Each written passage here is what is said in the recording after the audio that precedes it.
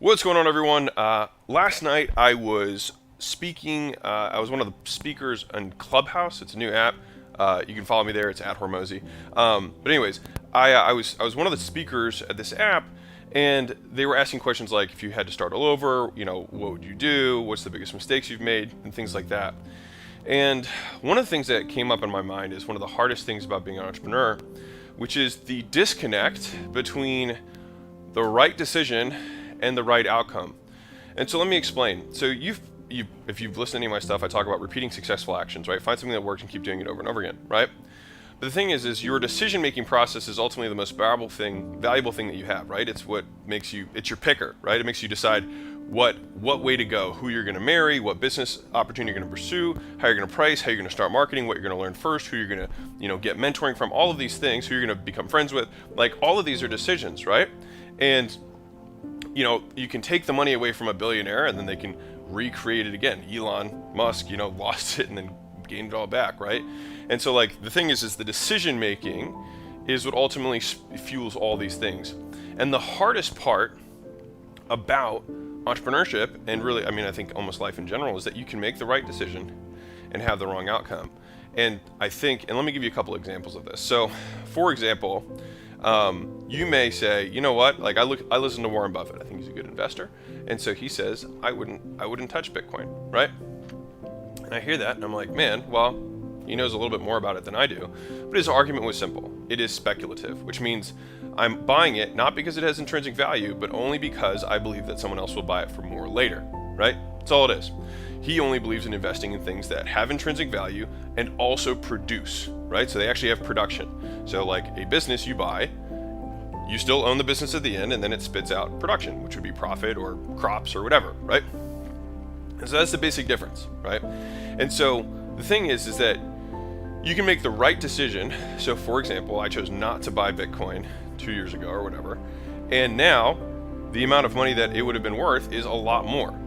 Was the decision wrong, or was it that the outcome did not match the quality of the decision? And so let me explain. Let me unpack this.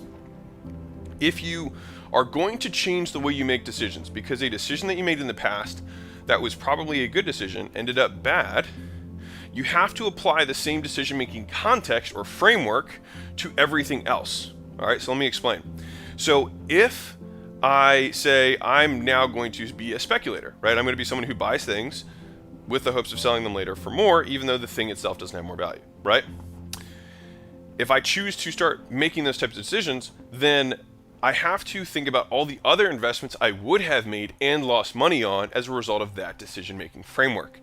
And the place that I heard this first was Ray Dalio in Principles. So he's one of the richest men in the world, an investor as well. And he said one of the hardest things is passing up on an opportunity and then seeing it, do really, really well, right? He's like, but the thing is I have to think to myself, if I were to use the decision-making framework that would have made that deal a winner, then I have to apply that same framework to all of these other businesses or situations that would have been losers.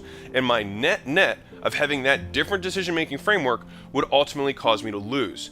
And so this has been one of the most powerful concepts for me as an entrepreneur, because what it does is it allows me to separate the outcome from the quality of the decision. Why was it that I did these things, right? And I can't even tell you, so for example, actually I won't give that one, but there are decisions that I made when I was younger that ended up being, poor later. But when I thought back about why I made the decision, I would make the same decision today. So it's not fair for me to say, well, I wouldn't have made the same call now. But you can't use the information that you have today to make the decision that you would have made in the past, because then it means that you were a different person because you're not using information that you have access to, right? And so claiming that this decision that I did in the past that didn't end up well, working out in my favor, was the wrong call can just be really poisonous, and it may not be true. Now, if you make a mistake because you had poor calculations and you repeat the same mistake over and over again, then you should consider looking at your decision-making calculus and see if you need to tweak some things, right?